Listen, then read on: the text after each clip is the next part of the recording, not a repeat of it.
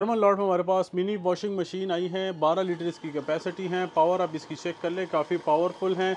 2 T shirt at a time आप इस पर वॉश कर सकते हैं और 2 इसमें स्पीड लेवल आते हैं, यहाँ से आप कम ज़्यादा कर सकते हैं। चेक कर लें, ये इसका स्पीड 1 और ये स्पीड 2 है और एक इसमें डिहाइड्रेशन का फंक्शन भी आता है। चेक कर लें, ये इसमें अटैचमेंट लगा के इस पर आप कपड़े वगैरह भी ड्राई कर सकते हैं। यहाँ से अब इसकी एक्स्ट्रा पानी निकाल सकते हैं इस पाइप के थ्रू, ये चेक कर लें। और एक इसमें ये लेड भी आता है, यहाँ पर इसमें आप लगा सकते हैं।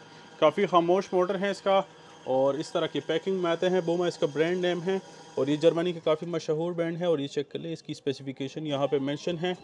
ज़बरदस्त क्वालिटी और लिमिटेड स्टॉक में हमारे पास अवेलेबल है, इसको मिस ना करें।